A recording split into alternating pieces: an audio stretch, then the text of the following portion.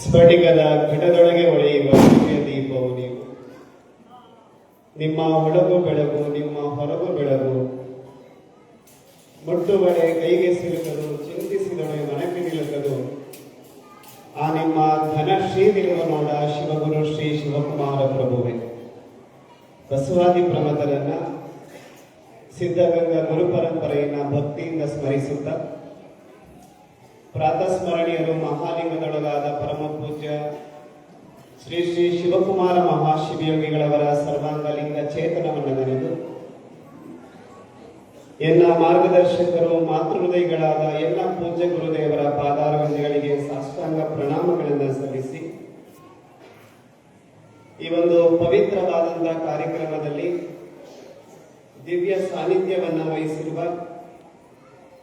ಆಲ್ವಿ ಕರ್ಚಿಗನೂರು ಕ್ಷೇತ್ರದ ಪರಮ ಪೂಜ್ಯರಾದಂತಹ ಶ್ರೀಮನ್ ನಿರಂಜನ ಪ್ರಣವ ಸ್ವರೂಪಿಯ ಅಭಿನವ ಮಹಾಂತ ಮಹಾಸ್ವಾಮಿಗಳವರಲ್ಲಿ ಶರಣಾರ್ಥಿಗಳನ್ನು ಸಮರ್ಪಿಸಿ, ಅದೇ ರೀತಿಯಾಗಿ ಸುದೀರ್ಘವಾಗಿ ನಿಮಗೆಲ್ಲರಿಗೂ ಪ್ರತಿನಿತ್ಯ ಪ್ರವಚನದ ಮೂಲಕ ನಮ್ಮ ಪರಮ ಪೂಜ್ಯರ ಶಿವಬದುಕನ್ನು ಪರಿಚಯಿಸುತ್ತಿರುವಂತ ಕಲ್ಯಾಣಾಶ್ರಮ ಶ್ರೀ ಮಹಾಂತೇಶ್ವರ ಮಠದ ಪರಮ ಪೂಜ್ಯರಾದಂತಹ ಮಹಾಂತ ಸ್ವಾಮಿಗಳವರಲ್ಲಿ ಶರಣಾರ್ಥಿಗಳನ್ನು ಸಮರ್ಪಿಸಿ, ಅದೇ ರೀತಿ ವೇದಿಕೆ ಮೇಲೆ ಆಸೀನರಾಗಿರ್ತಕ್ಕಂಥ ಪೂಜ್ಯ ಶ್ರೀ ಬಸವಭೂಷಣ ಸ್ವಾಮಿಗಳವರಲ್ಲಿ, ಪೂಜ್ಯ ಶ್ರೀ ಮಹಾಂತ ದೇವರುಗಳಲ್ಲಿ, ಅದೇ ರೀತಿಯಾಗಿ ವೆಂಕಟಾಪುರ ಬಸವರಾಜಪ್ಪ ಶರಣರಲ್ಲಿ ಅನಂತ ಶರಣಾರ್ಥಿಗಳನ್ನು ಸಮರ್ಪಿಸಿ, ಪ್ರವಚನ ಅಚ್ಚುಕಟ್ಟಾಗಿ ಬರುವುದಕ್ಕೆ ಅದಕ್ಕೆ ಹಿನ್ನೆಲೆಯ ಸಂಗೀತವನ್ನು ನೀಡ್ತಾ ಇರುವಂತಹ ಶಂಕರಯ್ಯ ಸ್ವಾಮಿಗಳವರಲ್ಲಿ, ತಬಲಾ ವಾದಕರಾಗಿರುವಂತಹ ಬಸವರಾಜ ವನ್ನಿಗರನವರಲ್ಲಿ ಶರಣಗಳನ್ನು ಸಮರ್ಪಿಸಿ, ಈ ಒಂದು ಪವಿತ್ರವಾದಂತಹ ಕಾರ್ಯಕ್ರಮದಲ್ಲಿ ಆಸೀನರಾಗಿರ್ತಕ್ಕಂಥ ಎಲ್ಲ ಗಣ್ಯರೇ, ಕರ್ಚಿಗನೂರು ಮತ್ತು ಸುತ್ತಮುತ್ತಲಿನ ಗ್ರಾಮದ ಎಲ್ಲ ಸದ್ಭಕ್ತ ಸಂಕುಲವೇ, ಮಾತೆಯರೇ, ಪ್ರೀತಿಯ ಮಕ್ಕಳೇ, ನಿಮ್ಮೆಲ್ಲರ ಅಂತರಾತ್ಮಕ್ಕೆ ಶರಣಾರ್ಥಿಗಳು. ನಾವು ಇವತ್ತು ಒಂದು ವಿಶೇಷವಾದಂತಹ ಕಾರ್ಯಕ್ರಮದಲ್ಲಿ ಆಸೀನರಾಗಿದ್ದೇವೆ. ನಮ್ಮ ಮಹಾಂತೇಶ್ವರ ಮಠದಲ್ಲಿ 54ನೇ ವರ್ಷದ ನಮ್ಮ ಪರಮ ಪೂಜ್ಯ ಸಿದ್ಧಗಂಗೆಯ ಶಿವಕುಮಾರೇಶ್ವರರ ದಿವ್ಯ ಚರಿತಾಮೃತ ಅಂತಕ್ಕಂಥ ಒಂದು ಪುರಾಣ ಪ್ರವಚನದ ಜೊತೆಗೆ ಬರುವ 7ನೇ ತಾರೀಕಿನಲ್ಲಿ ನಡೆಯುವಂತಹ ಒಂದು ಮಹಾರಥೋತ್ಸವ ಅಂತಕ್ಕಂಥ ಒಂದು ಪುಣ್ಯ ವಿಶೇಷ ಕಾರ್ಯಕ್ರಮದಲ್ಲಿ ನಾವೆಲ್ಲ ಆಸೀನರಾಗಿರುವಂತಹದ್ದು ನಿಜಕ್ಕೂ ಸಂತೋಷವನ್ನು ಉಂಟು ಮಾಡ್ತಾ ಇದೆ. ಈಗಾಗಲೇ ಸಾಕಷ್ಟು ಸಮಯ ಆಗಿದೆ ಅಂತ ನಾನು ಭಾವಿಸಿದ್ದೇನೆ. ಈ ಸಮಯಕ್ಕೆ ಸರಿಯಾಗಿ ನನಗೆ ಒಂದು ಗಾದೆ ನೆನಪು ಬರುತ್ತೆ. ಈಗ ನಮ್ಗೆಲ್ಲ ಗೊತ್ತಿರುವಂತದ್ದು ವೇದ ಸುಳ್ಳಾದ್ರೂ ಗಾದೆ ಸುಳ್ಳಲ್ಲ ಅಂತಕ್ಕಂಥದ್ದು. ಯಾಕಂದ್ರೆ ನಮ್ಮ ಜನಪದರ ಅನುಭವದ ನುಡಿಗಳನ್ನ ನಾವು ಗಾದೆ ಅಂತ ನಾವು ಕರಿತೀವಿ. ಗಾದೆ ಯಾವಾಗಲೂ ಅಷ್ಟೇ ಸಾರ್ವಕಾಲಿಕ ಸತ್ಯ ಅಂತಲೇ ನಾವೆಲ್ಲ ಭಾವಿಸ್ಕೊಂಡು ಬಂದಿರುವಂತಹದ್ದು. ಆ ಒಂದು ಗಾದೆ ಯಾವುದು ಅಂತಂದ್ರೆ, ಹಾಲುಂಡ ಮೇಲೆ ಮೇಲುಣಬಾರದು ಅಂತ. ಹಾಲುಂಡ ಮೇಲೆ ಮೇಲುಣಬಾರದು ಅಂತ.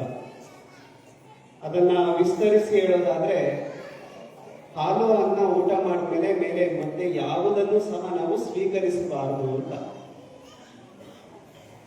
ಗಾದೆಗೂ ಈ ಪ್ರಸ್ತುತ ಸಂದರ್ಭಕ್ಕೂ ಏನು ಸಂಬಂಧ ಅಂತ ನೀವೆಲ್ಲ ಭಾವಿಸೋದಾದ್ರೆ, ನೀವು ಸಂಜೆ 7 ಗಂಟೆಯಿಂದ 9 ಗಂಟೆವರೆಗೂ ನೀವೆಲ್ಲ ಹಾಲು ಹಣ್ಣವನ್ನೇ ಊಟ ಮಾಡಿದ್ದೀರ. ನಮ್ಮ ಪರಮ ಪೂಜ್ಯ ಶಿವಕುಮಾರ ಮಹಾಶಿವಯೋಗಿಗಳವರ ಜೀವನ ಚರಿತ್ರೆ ಇದೆಯಲ್ಲ, ಅದು ಹಾಲನ್ನ ಉಂಡಷ್ಟೇ ಸಂತೋಷವನ್ನು ನೀಡ್ತಕ್ಕಂಥ.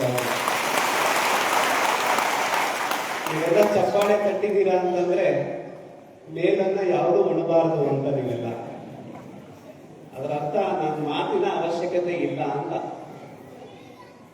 ಆದ್ರೂ ಸಹ ನಾನು ಪ್ರಾರಂಭದಲ್ಲೇ ಹೇಳ್ಕೊಂಡು ಬಂದಿದ್ದೆ. ನಾನು ಪ್ರವಚನ ನಡೀತಾ ಇರೋದು ಯಾರು ಅಂತಂದ್ರೆ ನಮ್ಮ ಶಿವಕುಮಾರ ಮಹಾಶಿವಯೋಗಿಗಳವರ ಜೀವನ ಕುರಿತಾದಂತಹ ಒಂದು ಚಿತ್ರಣ. ಅದು ಅವರ ಶಿವ ಬದುಕನ್ನ ನಾವೆಲ್ಲ ಕೇಳಿ ಕರಣ ವೃತ್ತಿಗಳನ್ನೆಲ್ಲ ಕಳ್ಕೊಂಡ ಮೇಲೆ ನಾನು ಹೇಳೋದು ಏನೂ ಇಲ್ಲ ಅಂತ ನಾನು ಭಾವಿಸ್ಕೊಂಡಿದ್ದೇನೆ. ಯಾಕಂದ್ರೆ ಅರಿಸ್ಟಾಟಲ್ ಒಂದು ಮಾತನ್ನೇ ಹೇಳ್ತಾರೆ, ಜಗತ್ತಿನಲ್ಲಿ ಹೇಳುವುದನ್ನೆಲ್ಲ ಈಗ ಹೇಳಿ ಆಗಿದೆ, ಆಚರಣೆಗೆ ತರುವುದು ಮಾತ್ರ ಬಾಕಿ ಇದೆ ಅಂತಕ್ಕಂಥದ್ದು.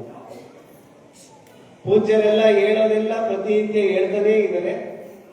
ನೀವೆಲ್ಲ ಏನ್ ಮಾಡಬೇಕು ಅಂತಂದ್ರೆ ಅದನ್ನ ಆಚರಣೆಗೆ ತರುವುದೇ ಮುಖ್ಯವಾಗಿರುವಂತಹದ್ದು. ಆದರೂ ಸಹ ಔಪಚಾರಿಕವಾಗಿ ಒಂದು 4 ಮಾತುಗಳನ್ನ ಮಾತನಾಡಿ ಆದಷ್ಟು ಬೇಗ ಮುಗಿಸುವಂತ ಒಂದು ಪ್ರಯತ್ನವನ್ನ ನಾನು ಮಾಡ್ತಿದ್ದೇನೆ. ನಮ್ಗೆಲ್ಲ ಒಂದು ಈ ಕರ್ನಾಟಕದ ಸಂಪ್ರದಾಯ ನಮ್ಗೆಲ್ಲ ಗೊತ್ತಿರುವಂತಹದ್ದು. ಶ್ರಾವಣ ಕಾರ್ತಿಕ ಮಾಸ ಅಂತಂದ್ರೆ ಅವೆರಡು ಮಾಸ ಪುರಾಣ ಪ್ರವಚನಗಳಿಗೆ ಮೀಸಲಿಟ್ಟಂತ ಒಂದು ಮಾಸ ಅಂತಕ್ಕಂಥದ್ದು. ಅದರಲ್ಲೂ ವಿಶೇಷವಾಗಿ ಉತ್ತರ ಕರ್ನಾಟಕ ಭಾಗದಲ್ಲಿ ಈ ಪುರಾಣ ಪ್ರವಚನಗಳು ತಮ್ಮದೇ ಆಗಿರ್ತಕ್ಕಂಥ ಮಹತ್ವವನ್ನು ಪಡ್ಕೊಂಡಿರುವಂತಹದ್ದು. ಪುರಾಣ ಪ್ರವಚನಗಳು ಏನ್ ಮಾಡ್ತವೆ ಅಂತಂದ್ರೆ ನಮ್ಮ ಬದುಕಿನಲ್ಲಿ ಜನರನ್ನ, ಅವರ ಬದುಕನ್ನ ಎಚ್ಚರಿಸುವಂತ ಕೆಲಸವನ್ನ ಮಾಡ್ತವೆ. ಅದರ ಜೊತೆಗೆ ಒಂದಷ್ಟು ಮೌಲ್ಯಗಳನ್ನ ಬೋಧಿಸುವಂತ ಒಂದು ವೇದಿಕೆ ಈ ಪುರಾಣ ಪ್ರವಚನಗಳು ಅಂತಕ್ಕಂಥದ್ದು. ಅಂತ ಒಂದು ಪುರಾಣ ಪ್ರವಚನ ಕಾರ್ಯಕ್ರಮದಲ್ಲಿ ನಾವು ಭಾಗವಹಿಸಿರ್ತಕ್ಕಂಥದ್ದು ನಿಜಕ್ಕೂ ನಾವು ಧನ್ಯವಾಗಿರುವಂಥದ್ದು ನಾವೆಲ್ಲ ಭಾವಿಸಬೇಕು. ಈ ಸಂದರ್ಭದಲ್ಲಿ ಈ ಭಾಗದಲ್ಲಿ ಅನೇಕ ಪುರಾಣ ಪ್ರವಚನಗಳು ನಿರಂತರವಾಗಿ ನಡೀತಾ ಇರ್ತವೆ. ಬಸವಾದಿ ಶಿವಶರಣರನ್ನ ಕುರಿತು, ಅನೇಕ ಸಂತ ಮಹಾಂತರ ಶಿವಯೋಗಿಗಳನ್ನ ಕುರಿತು ತಿಂಗಳುಗಳ ಗಟ್ಟಲೆ ಕೆಲವು ಸಂದರ್ಭಗಳಲ್ಲಿ ಅದು ಮುಗಿಯುವವರೆಗೂ ಸಹ ಪ್ರವಚನಗಳನ್ನು ನಡೆದುಕೊಂಡು ಬರ್ತಾ ಇರ್ತಕ್ಕಂಥದ್ದು ನಮ್ಗೆಲ್ಲ ತಿಳಿದಿರುವಂತಹ ಒಂದು ವಿಚಾರ. ಈ ಪ್ರವಚನಗಳನ್ನ ಯಾಕೆ ಕೇಳಬೇಕು ಅಂತಕ್ಕಂಥದ್ದು, ಒಬ್ಬ ಪಾಶ್ಚಿಮಾತ್ಯ ಕವಿ, ಶ್ರೇಷ್ಠ ಕವಿ ಆತನ ಹೆಸರು ಹೆನ್ರಿ ವರ್ಡ್ಸ್ವರ್ತ್ ಲಾಂಗ್ ಫೆಲೋ ಅಂತಕ್ಕಂಥದ್ದು. ಒಂದು ಅದ್ಭುತವಾಗಿರುವಂತ ಒಂದು 4 ಮಾತುಗಳನ್ನ ಹೇಳ್ತಾರೆ. ಯಾಕೆ ಪ್ರವಚನಗಳನ್ನ, ಪುರಾಣಗಳನ್ನ, ಮಹಾಂತರ ಶಿವ ಬದುಕನ್ನ ಯಾಕೆ ಕೇಳಬೇಕು ಅಂತಕ್ಕಂಥದ್ದು 4 ಸಾಲುಗಳಲ್ಲಿ ಹೇಳ್ತಾನೆ ಅವನು. Lives of great men all remind us we can make our life sublime and departing leave behind us footprint on the sands of time ಅಂತ. 4 ಸಾಲುಗಳಲ್ಲಿ ಯಾಕೆ ಈ ಪುರಾಣಗಳನ್ನ ಕೇಳಬೇಕು ಅಂತ. ಅದರ ಅರ್ಥ, ಮಹಾನ್ ವ್ಯಕ್ತಿಗಳ ಜೀವನಗಳ ವಿಶೇಷಗಳು ಸದಾಕಾಲ ನನಗೆ ನೆನಪಿಸುವಂತ ಕೆಲಸವನ್ನ ಮಾಡ್ತವೆ. ಯಾವುದನ್ನ ನೆನಪಿಸುವಂತ ಕೆಲಸವನ್ನ ಮಾಡ್ತವೆ ಅಂತಂದ್ರೆ ಅವರ ಶಿವ ಬದುಕನ್ನ, ಅವರ ಮೌಲ್ಯಗಳನ್ನ ಕುರಿತು ನೆನಪಿಸುವಂತ ಕೆಲಸವನ್ನ ಮಾಡ್ತವೆ. ಯಾರು ಅವರ ಬದುಕನ್ನ, ಅವರ ಮೌಲ್ಯಗಳನ್ನ ನಾವು ನಮ್ಮ ಬದುಕಿನಲ್ಲಿ ಅಳವಡಿಸಿಕೊಂಡಾಗ ನಮ್ಮ ಜೀವನ ಉದಾತ್ತಗೊಳಿಸುವಂತ ಕೆಲಸವನ್ನ ನಾವು ಮಾಡ್ಕೊಳ್ಬಹುದು ಅಂತಕ್ಕಂಥ ಮಾತನ್ನ ಹೇಳ್ತಾರೆ. ಯಾಕಂದ್ರೆ ಈ